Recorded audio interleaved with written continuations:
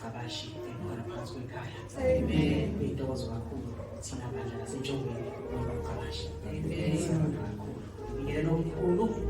Okay, ngibingelele ogogo. Ngibingelele obaba bonke, ngibingelele omama bonke.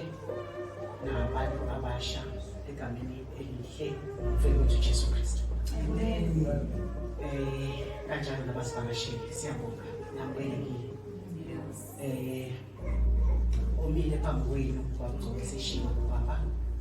Umntwana kaNkulunkulu usindisiwe. Bathethelele izono. Amen. Afumana umusa nami. Ngisaphila. Amen. Ngakhe lapha endaweni yaseMalangeni. Kodwa ngokuzalwa ngizalelwe la eNtshongweni. Ngakhulela khona nje futhi ngafunda khona ngaseMatric khona. Kodwa thina sefika isikhathi la sekufanele ngibe ubaba nami. Yengayo ukwakhamala endaweni yaseHammersdale. La khona ngifike khona uNkulunkulu angibusisa ngabantwana abahle. Kade ngihamba ngingakuboni konke lokho empilweni yami ukuthi kanje sisiwe. Abantwana abahle. Nkosikazi omuhle. Sithatha sesifimile lokubili. Mhlanje amehlo avulekile. Umhlabeni lothi amehlo avulekile. Umthwalo wesono sami ususisiwe. Ngevukeke kumina lokho ukuthi impela amehlo amasevulekile. Umthwalo lo ngangiwuthwele usukile. Ngangihleke ensukwini umzala wami wala 3 wayezalwa nje ubaba wayithanda kakhulu inkosi. Uthi mina ke wena ngoba nje wakubukela engathi wena osukusele lapha kini ozoshisa impela.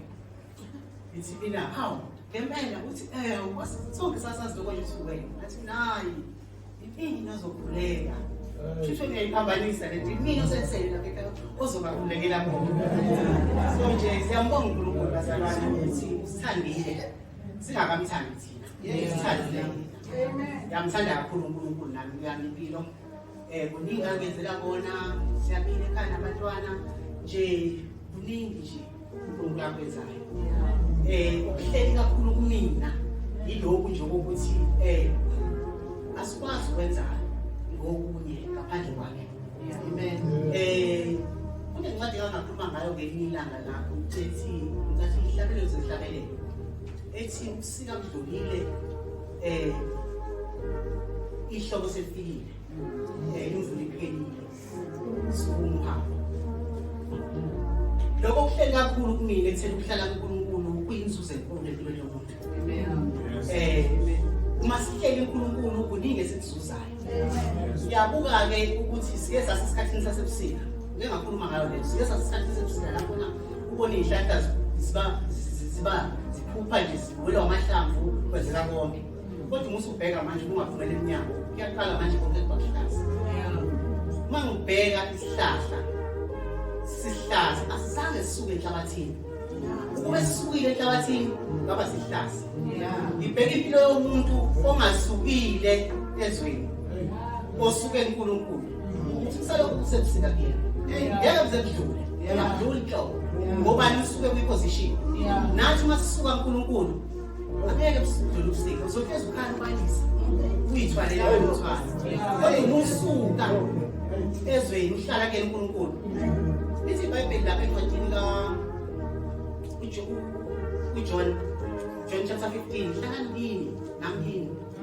Uma nihlala kimi uthi alikho igatsha elinokuthelo ngokwakhe ingekho emvinini. So impilo yomuntu ibe ukuthi ibe seduze noNkulunkulu. Ngaphandle kwalokho asikho. Uzohamba ufundisa abantu into engekho. Uzohamba ukhuluma into engekho. Ngoba uhleli kuNkulunkulu. So nje impilo asibukeke ngaphandle. Sibuke ngezihlahla sibuke ngawo asuke enhlabathini ungasisusa enhlabathini siyasha amahlamvu nawe uzosha uNkulunkulu. Yiloko nje ukukhona kumina kakhulu ukuthi asihlalele eduze kwaNkulunkulu. Sizokhuleka sikhulekele futhi abathe baphuma enkosini uNkulunkulu abasiza babuye nathi thina futhi esilapha phakathi ukuthi singabe saphuma ngoba la sikhona sinendawo la sendaweni yakhe. Ngizocela nje sivule incwadi kaNehemiya chapter 4 Sofunda verse 7. Kunalento uNkulunkulu ayibekile enhlizweni yami uBabhashi esashumayela ngesonto edlule. Ekhuluma ngokuthi kahle kahle wasishiya nombuzo. Umbuzo awushiya last week owayengekho waphuthela. Amen. Uthi uBabhashi yini le wena osuze wazi wajwayela ukukhuleka wajwayela ukukhonza uNkulunkulu ikhona kuwena. Amen. Ngoba ziyahlala izinto okuthina uzugcina usujwayela. Kuyinqiniso lo. Ukuthi uhlale nento uzugcina usukwazi ngisho ukudumisa uNkulunkulu ikhona. But it's wrong. Amen. Kunezinto kufanele ukuthi uphume kuzona. Yeah. Ngoba mngcobo wakho washumayela futhi lesonto elilandela lele ekhuluma uNkulunkulu wayewafika empilweni kaAbraham phuma ezweni lakini uphume nakwabanye.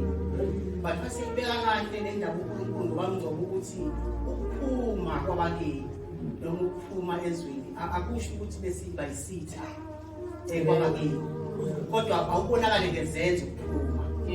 So nje uNkulunkulu uyawaphuma kakhulu kabi ebandleni lezinto nje. So lo mbuzo ke othi yini le wena osuze wajwayela ukukhonza nayo ekuwena ngaphakathi. Ngiyangabheka incwadi kaNehemiya ngicela sifunde uverse 7. Sifunde uverse 7. Okay, bese ke sizokhuleka. Nehemiya chapter 4 verse 7. Kepha kwathi oSanbalati noTobiya nabase-Arabiya nabakwa-Amoni nabase-Ashdodi sebezwa ukuthi ukulungiswa kwezingange zaseJerusalema kuyaqhubeka nokuthi izimfa seziqale ukuvalwa bathukuthela kakhulu. Amen. Inkosi ayikusiza ukukhuleka. Baba, angalesikhathi awuzamba ukuzena egameni likaJesu. Ihle ngenkosi ukuhlakanipha komuntu kodwa kuvela wena. Yes.